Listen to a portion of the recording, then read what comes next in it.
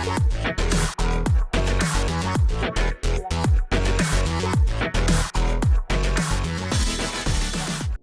balik lagi dengan aku Sufani. Hari ini aku ingin membahas tentang tipe-tipe reksadana. Jadi di video sebelumnya aku udah bahas tentang pengertian reksadana, di mana kita menitipkan uang kita untuk dikelola manajer investasi, dan si manajer investasi ini akan menggunakan uang kita untuk diinvestasikan lagi di instrumen-instrumen keuangan. Nah, ada 4 tipe reksadana pada umumnya yang bisa kita pilih sesuai dengan profil risiko kita. Ada tipe-tipe yang resikonya lebih minim dan ada tipe reksadana yang resikonya lebih besar. Itu tergantung dari jangka waktu kita mau investasi dan kira-kira kita siap nggak sih menghadapi resiko yang besar atau kita hanya siap menghadapi resiko yang lebih kecil. Nah, itu mempengaruhi keputusan kita untuk memilih reksadana tipe apa yang mau kita beli. Ada 4 tipe reksadana yang bisa kita pilih. Yang pertama adalah reksadana pasar uang. Di reksadana pasar uang ini, uang kita akan dipakai untuk membeli instrumen-instrumen keuangan seperti deposito atau SBI dengan tenor yang di bawah 1 tahun. Dengan tenor yang di bawah 1 tahun, itu artinya juga lebih gampang untuk dicairkan dan dengan time frame yang sesingkat itu, resikonya itu lebih minim. Jadi, bagi teman-teman yang ingin memulai untuk investasi reksadana bisa memulai dari reksadana pasar uang karena resikonya itu lebih minim daripada tipe-tipe reksadana yang lain. Tetapi dengan resiko yang lebih kecil, kita juga mendapatkan return yang lebih kecil daripada tipe reksadana yang lainnya. Nah, tipe yang kedua adalah reksadana pendapatan tetap. Di reksadana pendapatan tetap, uang kita itu akan dipakai untuk diinvestasikan di obligasi ataupun surat berharga dengan time frame 1-3 tahun. Jadi biasanya manajer investasi akan mensortir kira-kira mending beli obligasi yang mana, yang kira-kira tenornya antara 1-3 tahun.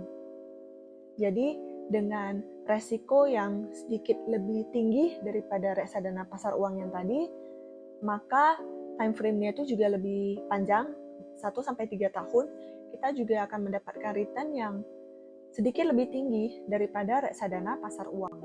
Nah, yang ketiga adalah reksadana saham.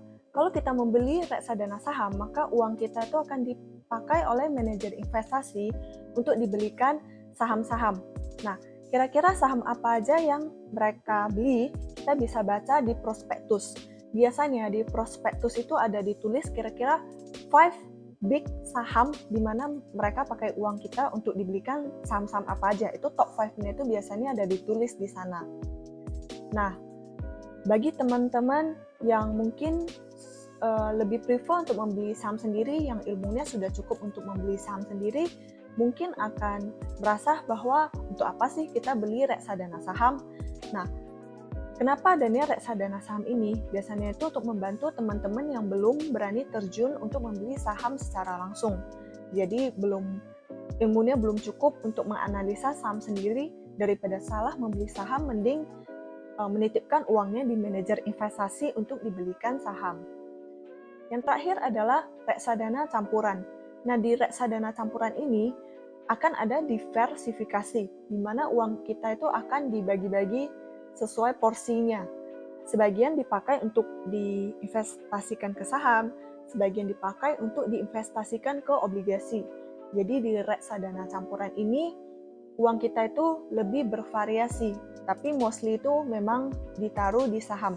Karena risknya itu yang lebih tinggi daripada reksadana pendapatan tetap dan pasar uang, maka return di reksadana campuran ini biasanya juga lebih tinggi. Tapi with high risk come high return. Dengan return yang lebih tinggi, tentu resikonya itu lebih besar, sama seperti di saham. Kalau kita menginginkan return yang lebih tinggi, tentu kita harus siap untuk menanggung resiko yang lebih besar. Karena terutama di saham itu kita tidak bisa memprediksi market. Kadang ada masa-masa di mana saham itu sedang naik, ada masa-masa di mana saham itu turun. Seperti di awal pandemi di tahun 2020, semua saham itu turun. Tentu saja reksadana saham itu tentu return-nya itu juga akan turun dan bahkan sampai minus. Apakah kita siap untuk menanggung resiko uang kita itu sampai minus, bahkan bisa sampai di bawah 10%. Kalau memang kita siap, tentu cocok untuk berinvestasi di reksadana saham dan reksadana campuran. Jadi itu penjelasan singkat aku tentang 4 tipe reksadana yang bisa kamu pilih. Dan kalau misalnya kamu mau tahu kira-kira kamu cocok untuk investasi di reksadana tipe apa, kamu bisa cek profil risiko kamu, kira-kira kamu tipe investor yang moderate atau tipe investor yang agresif. Jadi dari sana kamu bisa tentukan untuk memilih jenis investasi reksadana yang paling cocok untuk kamu. Kalau kamu adalah investor yang lebih moderate, aku saranin untuk menaruh di reksadana pasar uang dan reksadana pendapatan tetap. Kalau memang kamu adalah tipe investor yang lebih agresif, bisa coba untuk dimasukkan ke reksadana campuran dan reksadana saham. Lain cerita kalau misalnya kamu sudah familiar dengan menganalisa saham sendiri, kamu bisa langsung membeli saham tanpa harus melalui manajer investasi. So, see you on the next video.